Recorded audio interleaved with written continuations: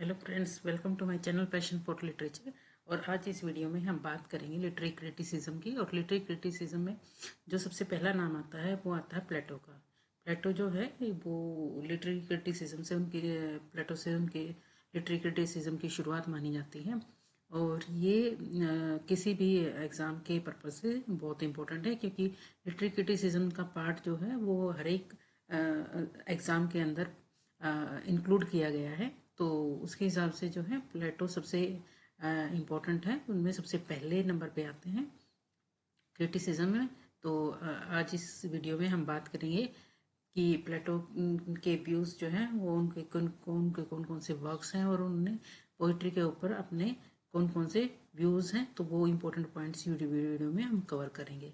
तो स्टार्ट करते हैं। प्लेटो प्लेटो जो है उनका जन्म हुआ था 1427।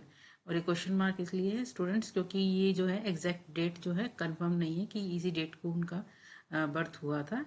और उसकी डेथ जो है वो मानी जाती है 347 के BC के आसपास की।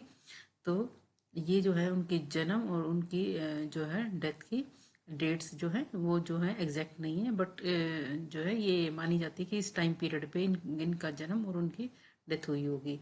तो बेसिकली उनका जन्म हुआ था एथेंस, जो कि ग्रीस के अंदर है। और जो प्लेटो जो है वो one of the founder of western religion जो है वो उसको माना जाता है प्लेटो को। और वो जो है उन्होंने एक अपना स्कूल भी प्लेटोनिक स्कूल ऑफ थॉट भी स्टार्ट किया था, जो कि अपने आप में वेस्टर्न स्टडी के अंदर पहला इंस्टीट्यूट जो है वो माना जाता है।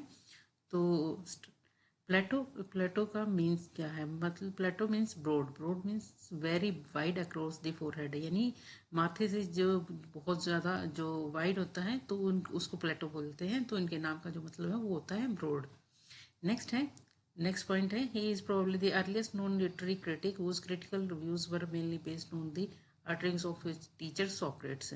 यानी जब जो टाइम पीरियड था प्लेटो के टाइम पे, तो उनके जो जो गुरु रहे हैं वो सोक्रेट्स रहे हैं। तो सोक्रेट्स के जितने भी व्यूज़ थे वो सारे जो है उन्होंने अपने ऑरली ट्रांसमिटेड किए हैं अपने स्टूडेंट्स को। तो क्योंकि उसमें उस टाइम पे जो है रिटर्न वर्क नहीं होता था, तो उन्हीं उन्हीं आइडियाज़ को, उन्हीं अपने गुरु के आइडियाज़ को प्लेटो ने जो है अपने जो वर्क है डायलॉग उनमें जो है रिटर्न में लिखा है अपने गुरु के डायलॉग्स को। नेक्स्ट पॉइंट है, his major work and enshrining his lecture is dialogue. और जो उनका सबसे इम्पोर्टेंट वर्क है वो है dialogue. Republic is a Socratic dialogue written by Plato. और ये जो रिपब्लिक जो उनका दूसरा वर्क है उसके अंदर उन्होंने जो डायलॉग्स लिखे हैं वो उनके गुरु के हैं, सोक्रेट्स के हैं। और ये जो है लेकिन रिटर्न किए हैं ये प्लेटो ने किया है।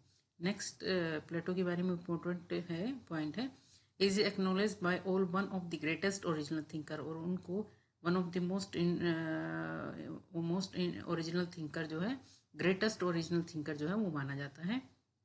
नेक्स्ट है, the first philosopher to get criticism is systematic shape. Plato जो है सबसे पहले ऐसे क्रिटिक फिलोसफर हुए हैं जिन्होंने क्रिटिसिज्म को एक सिस्टमेटिक शेप दिया है। और वो एक क्रिएटिव राइटर थे और एक थिंकर भी थे।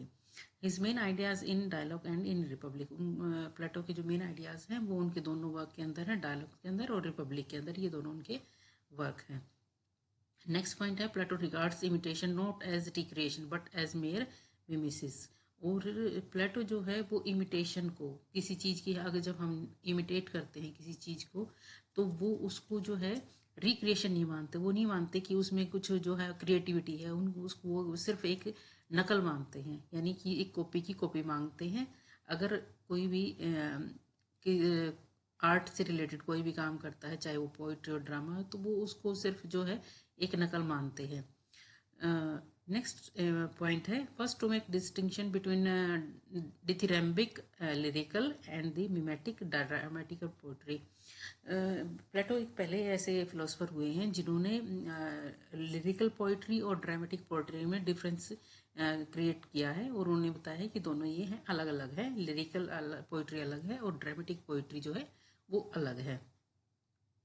उसके बाद नेक्स्ट इंपॉर्टेंट प्लेटो के बारे में पॉइंट है कि views on drama in book 10 of the Republic. जो उनके व्यूज़ हैं ड्रामा के ऊपर अब क्वेश्चन एग्जाम में ये पूछा जाता है कि जो प्लेटो के ड्रामा के ऊपर व्यूज़ हैं वो उनकी रिपब्लिक की कौन सी बुकें हैं। तो रिपब्लिक की 10th जो बुक है उसके अंदर उनके व्यूज़ हैं ड्रामा के ऊपर। नेक्स्ट इंपॉर्टेंट पॉइंट है इन इस थ्योरी ऑफ आइडिया, प्लेटो ने जो है अपनी थ्योरी आइडियाज़ ऑफ की थ्योरी दी है और उसके ऊपर उसमें उन्होंने क्या बोला है, ही ले स्ट्रेस ऑन द आइडिया। उन्होंने आइडिया के ऊपर ज़्यादा जोर दिया है और फॉर्म के ऊपर फॉर्म दिया है as being the real thing behind all visible objects. ये कहता है जो भी विजिबल चीज़ें हमें ऑब्जेक्ट्स जो है दिखाई देते हैं उनके पीछे जो मेन रीज़न है वो है आइडिया और फॉर्म, वो रियल चीज़ें हैं। बाकी जो उसके आइडिया के बेस पे जो बाकी चीज़ें जो बनती हैं वो जो है वो सारी की सारी उसकी नकल है, वो मिमेसिस है और वो जो है इमिटेट करते हैं उस चीज़ को, बस वो रियलिटी नहीं है। लेकिन जो आइडिया होता है वो बेसिकली रियल थिंग है। He believes in the supreme good of mankind as the supreme idea is that of the good। और वो ये मानते हैं कि जो सुप्रीम आइडिया पे मैन के अंदर की जो सुप्रीम गुडनेस है उस पर बिलीव करते हैं और वो ये कहते हैं कि जो सुप्रीम अगर गुड किसी के अंदर है तो उसी के अंदर जो है सुप्रीम आइडिया भी आते हैं। उसके बाद जो है नेक्स्ट प्लेटो के ऊपर वो इम्पोर्टेंट पॉइंट है इस थ्योरी ऑफ इमिटेशन और व्हाट इज नोन एज माइमेसिस। इन्होंने जो थ्योरी ऑफ इमिटेशन की जो दी है उसको जो है माइमेसिस कहा जाता है। माइमेसिस जो है वो कहते हैं, यानी वो एक नकल है। उसके बाद नेक्स्ट पॉइंट है according to this theory poetry is a mimetic art. और उनके हिसाब से अगर कोई राइटर जो है पोइट्री लिख रहा है तो वो भी एक नकली है, वो उसके अंदर कुछ भी क्रिएटिव नहीं है और वो पोइट्स को जो है क्रिएटिव आर्टिस्ट नहीं मानते, उनको लगता है कि ये सिर्फ एक नकल करते हैं। नेक्स्ट इम्पोर्टेंट पॉइंट है in fact all objects are imitative by nature. वो ये कहते हैं कि जो सारे ऑब्जेक्ट्स होते हैं वो बाय नेचर ही इमिटेटिव होते हैं, उनकी नकल की जा सकती हैं। The artist who produces A work of art only imitate this things. और आर्टिस्ट जो है, जो भी आर्टिस्ट जो है, चाहे वो पेंटर हैं, चाहे वो पोइट हैं, चाहे ड्रामेटिस्ट हैं, वो produces A work of art, जो भी वर्क ऑफ आर्ट प्रोड्यूस करते हैं ओनली इमिटेट्स द थिंग, वो केवल चीज़ों को इमिटेट करते हैं, केवल उनकी नकल करते हैं as they appear to him in the world. और जैसे वो राइटर्स के सामने चीज़ें आती हैं उनको बस वो इमिटेट कर देते हैं और उसके अंदर कुछ भी क्रिएटिविटी नहीं होती है। नेक्स्ट इंपॉर्टेंट पॉइंट है then the artist while presenting an appearance of the appearance is thus thrice remove from reality. और उसके बाद ये कहता है सबसे पहले होता है बेस आइडिया जो फर्स्ट नंबर पे है, उसके बाद जो है उसके ऊपर कुछ आर्टिस्ट जो है अपना कुछ क्रिएटिविटी करते हैं तो वो ट्वाइस रिमूव्ड होगी। उसके बाद while presenting an appearance of the appearance, और जब उस अपीयरेंस की भी जब दोबारा से ही कॉपी की जाती है तो इस तरह से वो थ्राइस रिमूव्ड हो गई रियलिटी से, यानी रियलिटी से 3 तरह से जो है वो दूर हो गई है। तो ये मेन कंसेप्ट जो है प्लेटो ने दिया है कि poetry is thrice removed from reality. उसके बाद ये कहता है same is true of poetry, ऐसा ही जो है पोइट्री के साथ है। नेक्स्ट है द थ्योरी ऑफ इंस्पिरेशन। और प्लेटो ने थ्योरी ऑफ इंस्पिरेशन दी है और उस थ्योरी के अंदर उन्होंने क्या दिया है, this theory is based on the idea that poet is an inspired person. और उनके अंदर इस थ्योरी ऑफ इंस्पिरेशन के अंदर वो कहते हैं कि जो राइटर होता है वो एक इंस्पायर्ड पर्सन होता है, यानी किसी भी चीज़ से वो इंस्पायर हो जाता है, चाहे कोई फ्लावर को देख ले, किसी बर्ड को देख ले, किसी ट्री को देख ले या स्काई को देख ले, तो वो उन चीज़ों से इंस्पायर हो जाता है और उसको देख के जो है वो पोइट्री स्टार्ट करता है। वो rights in A state of emotional frenzy, मतलब वो फ्रेंजी मतलब वो प्लेटो ये बोल रहे हैं कि वो एक तरह से इमोशनली पागल होके पागल हो जाते हैं किसी भी ऑब्जेक्ट को देख के, which is not with in the control of his rational conscious mind. और ये चीज़ें जो है वो इतने पागलपन में लिखते हैं कि वो अपने कॉन्शियस माइंड की और रैशनल माइंड की चीज़ें को नहीं इसको सुनते हैं और कंट्रोल नहीं कर पाते हैं। इसलिए जो है प्लेटो जो है वो पोइट्स को जो है वो ज़्यादा पसंद नहीं करते हैं। This view was one of the reason for Plato mistrust of poetry. और इसलिए पोइट्री जो प्लेटो है वो पोइट्री पे बिलीव नहीं करते, और क्योंकि उनको ये लगता है कि पोइट्री के अंदर कोई भी रीज़न नहीं होता, ये जो है जो पोइट्स जो होते हैं वो एक बिना इंस्पिरेशन के काम करते हैं और किसी भी चीज़ से बहुत ज़्यादा बहुत जल्दी इंस्पायर हो जाते हैं।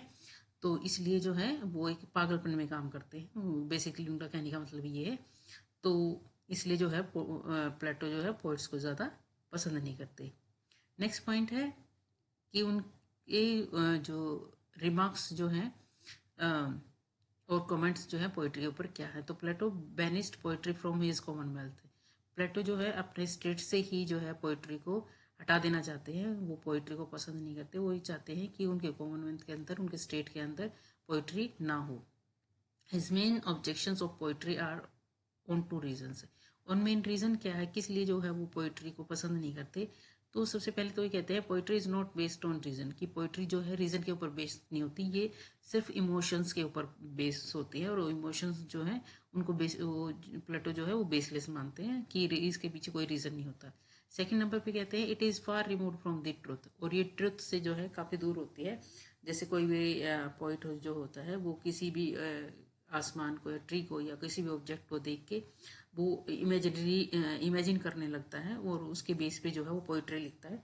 तो इसलिए जो है प्लेटो कहते हैं कि ये ट्रुथ नहीं है और ये जो है अनरियल है सारी चीज़ें, इसलिए वो पोइट्री को पसंद नहीं करते। नेक्स्ट इंपॉर्टेंट पॉइंट है कि प्लेटो कंडेम्स पोइट्स। प्लेटो जो है वो उनकी आलोचना करते हैं पोइट्स की, ये कह के they feed and water the passion instead of drawing them.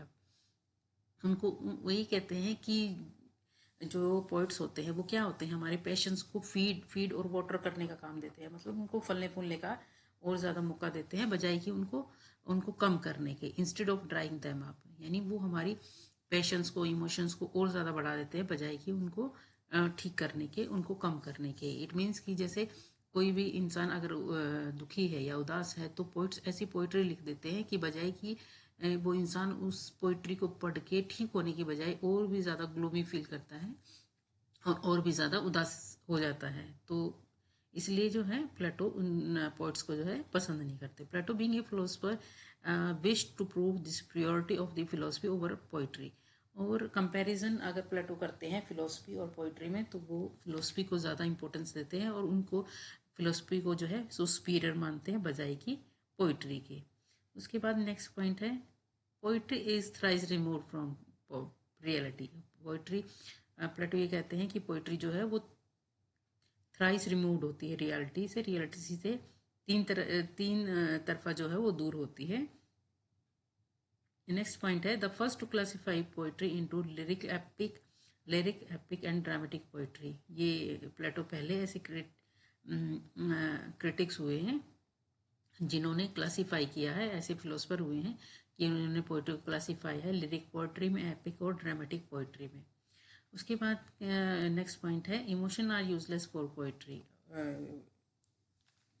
प्लेटो के अनुसार इमोशंस जो हैं वो यूजलेस हैं पोइट्री के लिए। उसके बाद प्लेटो लाइकन पोइट्री टू पेंटिंग, और प्लेटो जो है पोइट्री को पेंटिंग की तरह ही देखते हैं कि जैसे पेंटिंग होती है वैसे ही पोइट्री, और जैसे पोइट्री होती है वैसे ही पेंटिंग होती है।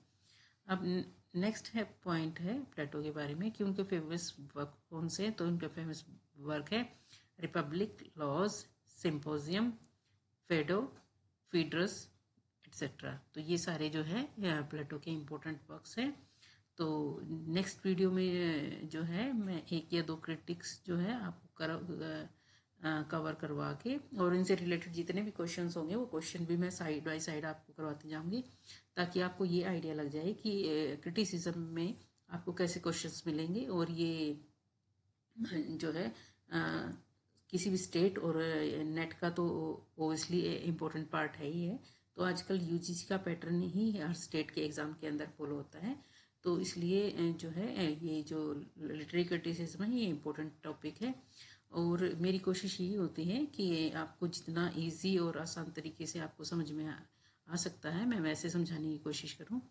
तो ये जो थे ये इम्पोर्टेंट पॉइंट्स जो थे वो मैंने प्लेटो के कवर किए हैं इस वीडियो में।